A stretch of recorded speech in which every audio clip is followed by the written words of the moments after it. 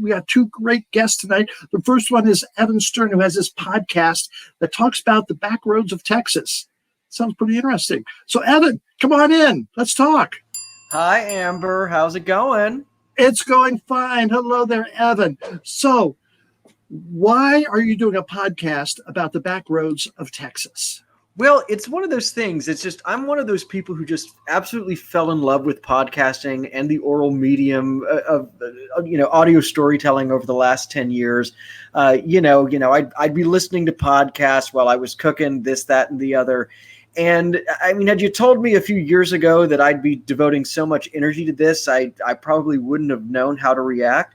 But just gradually I started hearing this voice saying, maybe you should see what you can do. And if there's one thing I know, it's that Texas people love to talk and they tell great stories.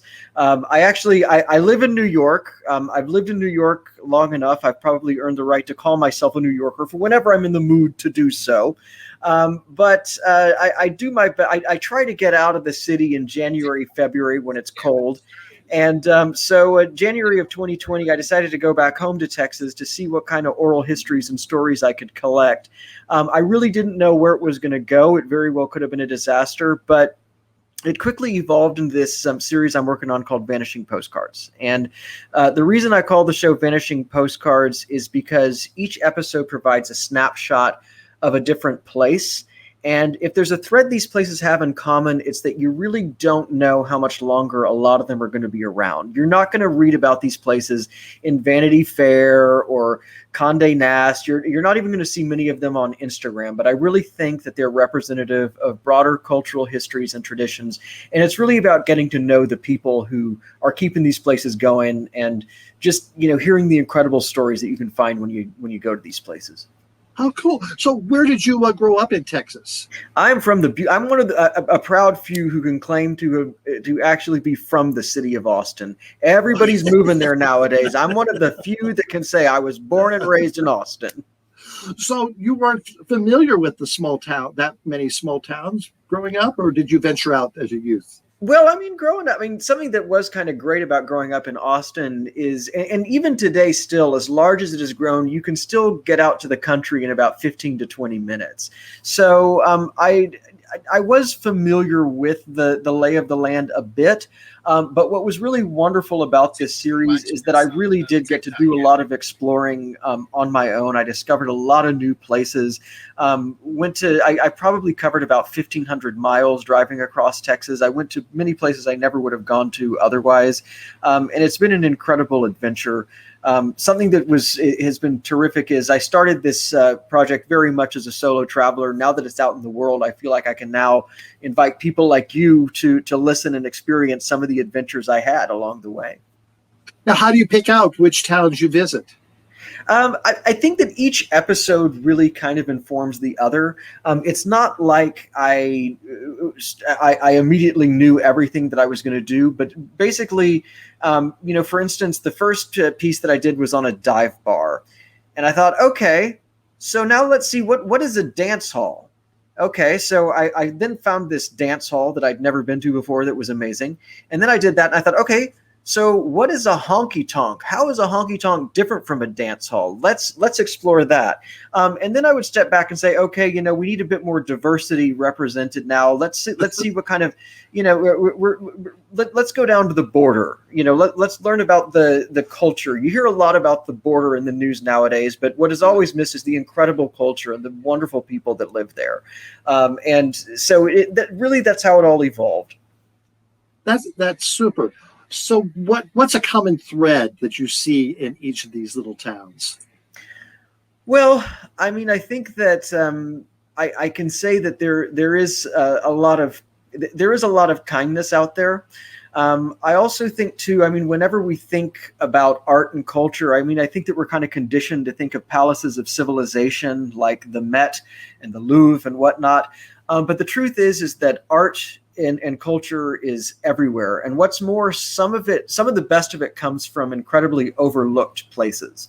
And so I think that really is something that you will find throughout the series. And speaking towards that matter, we are living in a horribly polarized, divided moment right now. I don't believe that anything that we have lived through over the last 6 years should be normalized at all. I will be the first to say that. But I do think one of the rare things that provides an opportunity for agreement right now is culture. And that's really what the show is all about celebrating right there. All right, you go into these small Texas towns and you go, "Hi, I'm from New York. I want to talk to you." What's their reaction? Well, the thing of it is I find that they are so excited to see that someone has taken an interest in visiting these places. People really are eager to talk about what they do, talk about their towns, talk about their heritage. And I really haven't found much in the way of antagonism. And it's interesting. I started working on the show before the pandemic hit. Back then, I could really just walk into a bar unannounced and just start talking to people. And in fact, like the first 6 episodes in the series, that's pretty much exactly what I was doing. After that, I did have to let people know in advance what was going on. But I think that, and of course, I had to be very careful and mindful and using all of the safety protocols.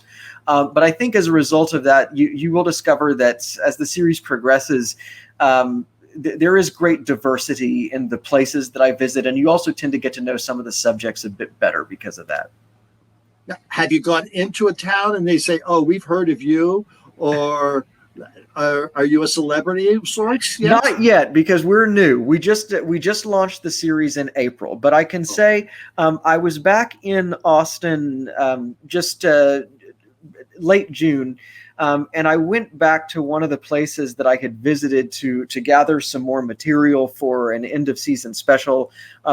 I was in talking to the bartender, and a complete stranger, wasn't even a regular at the bar. The bartender didn't know who this guy was, but he walked up. He said, "Listen, I just want to say I really like your podcast a lot. Keep doing what you're doing." So, and I get letters too from. I get some of the kindest, most wonderful emails from people. I have no idea who they are, but they're responding to the show, and I've gotten a lot of terrific, warm feedback. Okay, someone says, "Podcast? What the heck's a podcast?" How would you define it? Well, I mean, it's an audio medium. It's like radio, except unlike radio, you can download it, you can listen to it whenever you want to, and I don't have to deal with the constraints of radio. If I have a show that pretty much all of my episodes come in like around the 27-minute mark, but occasionally I'll go over that. And look, if someone wants to swear on my show, I'm going to let them do that. I actually one of the few criticisms I've only heard from one person, but someone said, I like your show, but they're saying the F-bomb here and there, and I mean you're really limiting your audience. I said, no, you know what? I have so much respect for anyone who is open enough to sit down and let me record them, that if they want to swear, I'm going to let them swear. Authenticity is really important to me, and I think that's a whole part of the experience. How do you get a podcast out there? Do you sign up to a network? Do you subscribe to something? So yeah, I mean, if you're new to podcasts, basically, any smartphone has a podcast app. If you're on, if you have an iPhone, Apple has one pre-installed, so you can just search for, or if you're on Android, whatever, Spotify, Stitcher, there are all sorts of apps out there that you can download. You can just search for Vanishing Postcards on those apps, or you can visit vanishingpostcards.com, where we have we have a listing of all the places where you can subscribe and listen to the show. Well, but how do you get the word out there? Oh, I'm sorry, I got sidetracked. No, that's fine. It's fine. Believe me, I am learning, and I'm working on that. But I've been fortunate enough to I've gotten a lot of really good press and earned media. Digital Trends has named the series one of the best podcasts of 2021. I've also gotten great notices in the Dallas Morning News, Austin American Statesman, San Antonio Express. But I've also done a lot of work to, I've been fortunate enough to meet a lot of other great podcasters. And so I do my part to, I'll mention them on my show. They'll run an ad for mine on theirs. And it's a very, audience growth is very slow. I mean, one of the challenge of podcasts is that audio is the least discoverable medium, but you will find that those who listen to it are incredibly dedicated. I can say that the audience that I have, it's growing, it's consistent, and it's an incredibly organic and engaged audience that I do have. So you must be making a lot of money doing this Oh, podcast. no, not at all. In fact, let me tell you, baby. No. Initially, I actually did have a network behind me. There was a network that was behind the show. They ordered 16 episodes, which I went about fulfilling. But as often happens in business, due to skittish ad revenue, that deal fell apart. Nevertheless, I am... my main focus is audience growth, so that we can eventually monetize. And I am, no matter what it takes, I'm going to find a way to make it happen. And there will be a season 2. And because really this concept, I mean, it's season 1 is entirely Texas based.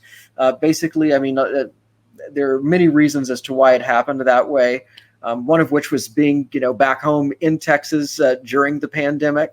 But really, the concept of this series can be applied to New York City. It can be applied to California. It can be applied to London, wherever, because issues of change are going on everywhere, and every place has culture and is wrestling with change. So the goal for season 2 is absolutely to expand the map beyond Texas, unquestionably. Where do you get your money? Then how do you survive if you're not making the money off the pod? Oh, well, hey, please. I'm my background is as an actor, and any actor will tell you we find all kinds of crazy side gigs wherever we can. Believe I don't have to tell that to you, Amber. That's right. Our side hustles are multiple. That's for sure. Uh-huh. All right. Well, thank you so much, Evan, for talking to us. I want you to hang around, and I want you to come back and talk to Gene later on. And ask I some sure questions will. of him. Thanks for having me, Amber. It's been fun. Oh, yes. Thank you. It's been great having you. Yes. Thank you, Evan. All right. That was fun. Learned a lot about Texas, and that'd be interesting to go elsewhere as well. Thanks for watching. I hope you enjoyed it. And please remember to subscribe to Amber Live YouTube channel. Just push that subscribe button, and I would love to hear what you think about the video. Leave us a comment, and I'll even write back to you. Thanks again. See you soon, and watch our show on Sunday nights. And tell your friends, too.